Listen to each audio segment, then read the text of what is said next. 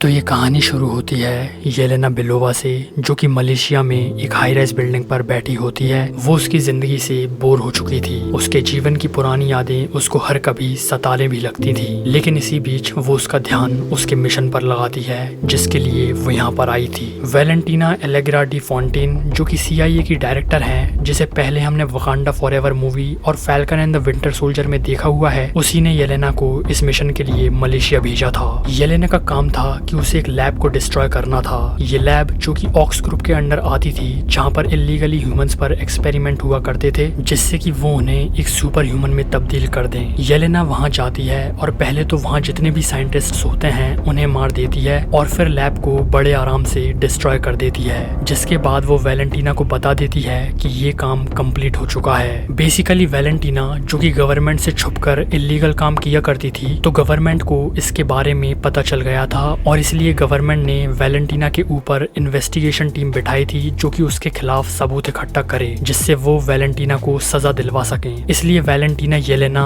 और उसके जैसे एंटी हीरोज जैसे कि ghost, John walker, red guardian और टास्क मास्टर की मदद लेकर उसके सारे काले काम के सबूत जैसे कि ऑक्स की लैब्स को मिटाना चाहती थी। दूसरी तरफ येलेना, जो कि उसकी जिंदगी से बोर हो चुकी थी, उसने ये फैसला कर लिया था कि अब वो ये काम नहीं करेगी। मतलब वो अब वैलेंटीना के लिए काम नहीं करेगी और इसलिए वो वैलेंटीना को फोन करती है और उससे ये चीज कह देती है। वैलेंटीना येलेना से कहती है कि ठीक है, तुम ये काम छोड़ सकती हो, बस उससे पहले उसका एक आखिरी काम जरूर कर दो, जिसके बाद वो जो भी चाहे कर सकती है। येलेना इस काम के लिए तैयार हो जाती है। वैलेंटीना येलेना को बताती है कि दूर वीरान में एक पहाड़ है जिसके अंदर ऑक्स ग्रुप की एक लैब है जिसे कहते हैं द वॉल्ट। वहाँ पर ऑक्स ग्रुप की सबसे ज्यादा सेंसिटिव इंफॉर्मेशन है और उसे खबर मिली है कि कोई इनविजिबल होने वाली लड़की उस लैब में जाकर वो सेंसिटिव इंफॉर्मेशन चुराने वाली है। और येलेना का काम यही है कि वो भी उस वॉल्ट में जाए और उस लड़की को वहीं पर खत्म कर दे, जिसके बाद वो उसे फ्री कर देगी। बेसिकली ये वैलेंटीना की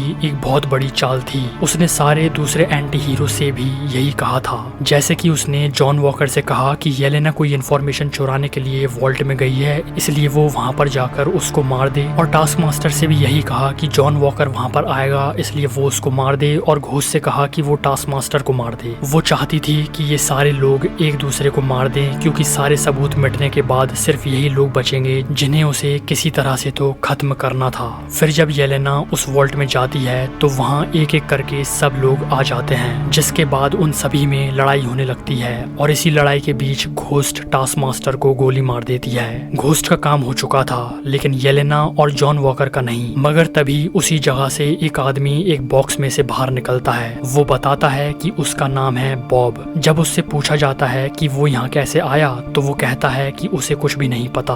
अब क्योंकि घोस्ट का काम हो चुका था तो वो वहाँ से वापस इनविजिबल होकर बाहर जाने लगती है, लेकिन वो बाहर जा नहीं पाती। उसका बाहर जाने का एक्सेस बंद हो चुका था। इस पॉइंट पर सभी को पता चल चुका था कि वैलेंटीना ने यहाँ पर क्या किया है। उन्हें वैलेंटीना की चाल समझ आ गई थी। वहीं वैलेंटीना उस समय एक पार्टी में होती है जहाँ पर गवर्नमेंट के सभी ऑफिसर्स भी होते हैं और वहीं पर होता है बकी, जो कि अभी अभी मेंबर ऑफ पार्लियामेंट बना था। वैलेंटीना की सेक्रेटरी मैल को वैलेंटीना के इरादों पर शक था। सिर्फ एक वही थी जिसे वैलेंटीना के बारे में सब कुछ पता था और उसे डर था कि कहीं वैलेंटीना उसे भी न मार दे। इसलिए वो उसी पार्टी में बकी को जाकर वैलेंटीना के बारे में बताती है। बकी कहता है कि वो तो वैलेंटीना के बारे में सब कुछ जानता है, बस मैल को उसके खिलाफ गवाही देनी होगी। और इसके लिए मैल मना कर देती है क्योंकि वो डरी हुई थी। फिर मैल वहीं पर वैलेंटीना को उसके टैबलेट में दिखाती है कि वॉल्ट में येलेना, जॉन वॉकर और घोस्ट को पता चल गया है कि उन सबको वहां पर इकट्ठा करना वैलेंटीना की एक चाल थी। इसलिए वैलेंटीना मैल से कहती है कि उस वॉल्ट को लॉक कर दो और उसके अंदर फायर ट्रिगर कर दो। मैल ऐसा करने से हिचकिचाती है तो वैलेंटीना खुद ही उसके हाथ से टैबलेट लेकर फायर ट्रिगर कर देती है। वॉल्ट के अंदर 1 मिनट का टाइमर शुरू हो जाता है। येलेना, जॉन, घोस्ट, बॉब चारों समझ गए थे कि उन्हें अब सिर्फ 1 मिनट के अंदर वहां से निकलना होगा। वो लोग जैसे तैसे कुछ नैनो सेकंड्स के फासले से उस वॉल्ट से बाहर निकल जाते हैं, लेकिन उस ब्लास्ट की वजह से वो सब गिर जाते हैं, जिससे बॉब का हाथ येलेना के हाथ में आ जाता है। और जैसे ही ऐसा होता है, येलेना को उसकी पास्ट की यादें सताने लगती हैं। उसे वही विजन दिखाई देता है जहाँ पर रेड रूम में ट्रेनिंग के वक्त उसकी बहन को गोली मार दी गई थी, जिस विजन से वो हमेशा सबसे ज्यादा परेशान हो जाती थी। लेकिन अब की बार उस विजन में बॉब भी दिखता है। येलेना येलेना जब उस विजन से बाहर निकलती है तो वो समझ जाती है कि बॉब कोई आम आदमी नहीं है, उसमें कुछ तो खास और खालीपन है। फिर उसी रात जब वैलेंटीना और मैल उनकी कार में बैठकर घर जा रहे होते हैं, तब मैल वैलेंटीना को बताती है कि वो चारों जने वहाँ से भाग गए हैं। जब वैलेंटीना टैबलेट में उनकी फुटेज देखती है तब वो कहती है कि ये चौथा बंदा कौन है और ये वहाँ पर कहाँ से पहुंचा, और मैल से कहती है कि इसके बारे में वो सारी डिटेल्स निकालकर उसको दे। जब वो दोनों ये बात कर रहे होते हैं तब रेड गार्डियन उन दोनों की जासूसी कर रहा होता है, जिससे उसे भी वैलेंटीना के बारे में सच पता चले। और ये बात सुनकर वो समझ जाता है कि वैलेंटीना के इरादे बिल्कुल भी नेक नहीं है। इसके बाद मैल जब बॉब के बारे में सारी इन्फॉर्मेशन निकाल लेती है तब वो वैलेंटीना को बताती है कि ये अननोन बंदा प्रोजेक्ट सेंट्री का पार्ट था। वैलेंटीना कहती है कि प्रोजेक्ट सेंट्री में जितने भी लोगों पर एक्सपेरिमेंट हुए थे वो सब मर चुके हैं, लेकिन फिर मैल वैलेंटीना को बताती है कि इस बंदे का नाम है रॉबर्ट रेनॉल्ड्स, जिसने मलेशिया में प्रोजेक्ट सेंट्री में हिस्सा लिया था। वैलेंटीना कहती है कि उन सभी लोगों में से किसी भी इंसान ने उस एक्सपेरिमेंट को पास नहीं किया था और इसलिए उसने सारे सबूत मिटाने के लिए उन सभी लोगों को खाक कर दिया था। फिर ये कैसे बच गया? और तब उसे समझ आता है कि इस बंदे पर वो एक्सपेरिमेंट एक्चुअल में सक्सेसफुल हो गया था, यानी कि रॉबर्ट रेनॉल्ड्स यानी कि बॉब बन चुका है सेंट्री। और इसके बाद ही वो उसके प्लान में बदलाव लाती है। अब वो नया प्लान बनाती है कि उन लोगों के वहाँ से निकलने से पहले वो वहाँ पर आर्मी लेकर पहुँचेगी, जिससे वो सभी को जिंदा पकड़ सके, क्योंकि उसे बॉब चाहिए था।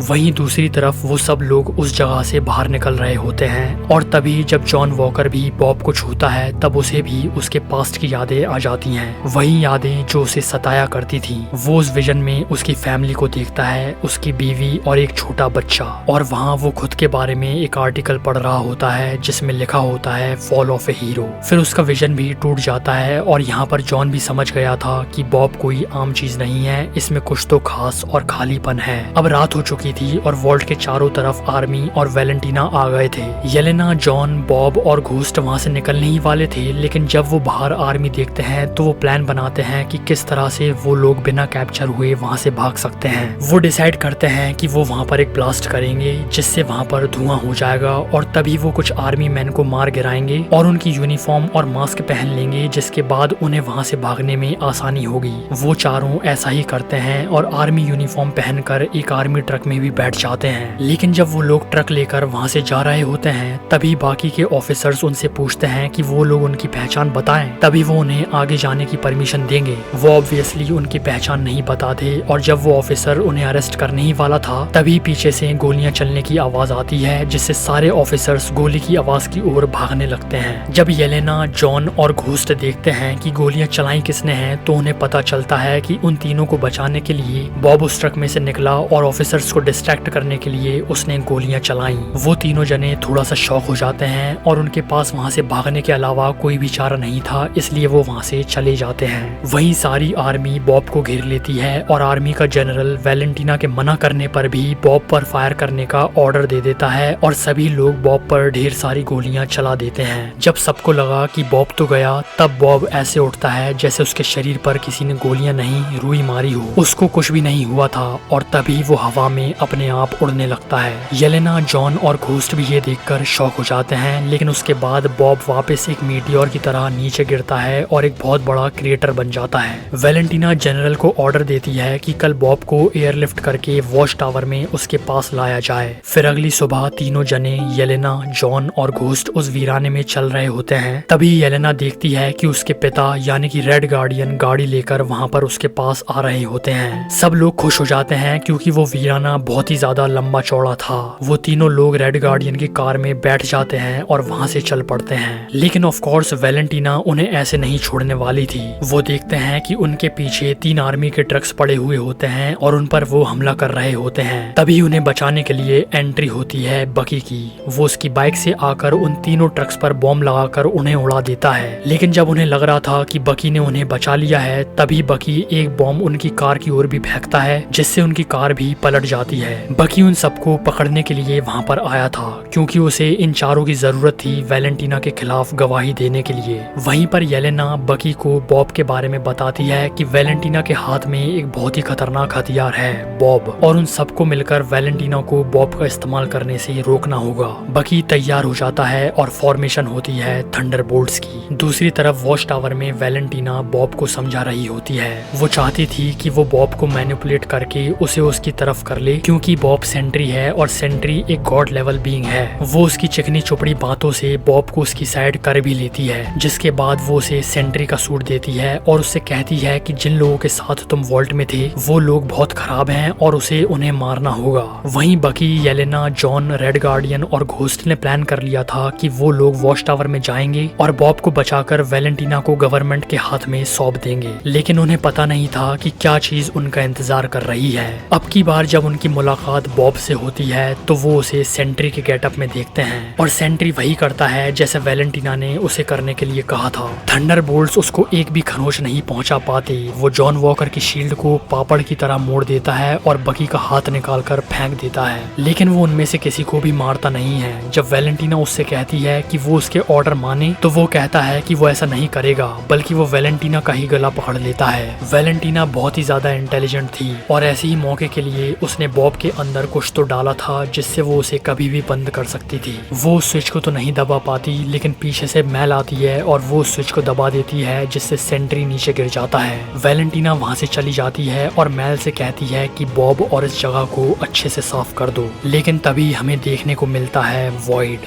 बॉब जब नीचे गिरा था तब वो सेंट्री था, लेकिन जब वो वापस उठा तो उसके अंदर की वॉइड जाग चुकी थी। बेसिकली अब वो किसी को भी दूर से ही एक परछाई में बदल देता था, जिससे वो इंसान एक दूसरी रियलिटी में पहुंच जाता था जहां वो लोग उनके डार्क पास्ट को देखते थे। बॉब भी पूरी तरह से काला हो गया था और धीरे धीरे उसने पूरे न्यूयॉर्क को कालेपन से ढक लिया था, जहां सब लोग गायब हो चुके थे। येलेना, जो कि बॉब के सबसे ज्यादा करीब थी, वो उस कालेपन में जानबूझकर चली जाती है और वापस से वो उसके डार्क विजन में पहुंच जाती है। उसे पता था कि वॉइड को रोकने का सिर्फ एक ही तरीका है कि वो बॉब को उसके डार्क विजन में ढूंढे और वहां से उसे बचाकर निकाल पाए। बेसिकली जिस तरह से सभी लोगों का एक डार्क पास्ट रहा था, वैसे ही रॉबर्ट रेनॉल्ड्स यानी कि बॉब का भी एक डार्क पास्ट था और यही वो वजह थी जिससे वो एक काला वॉइड बन गया था और वो किसी को भी उनकी पुरानी यादों में भेज देता था। येलेना जैसे तैसे उसके पास्ट से लड़ती है और उसे ओवरकम करके बॉब के पास पहुंच जाती है, जहां पर वो बॉब के डार्क पास्ट के बारे में देखती है। वो देखती है कि बॉब के पेरेंट्स का रिलेशन अच्छा नहीं था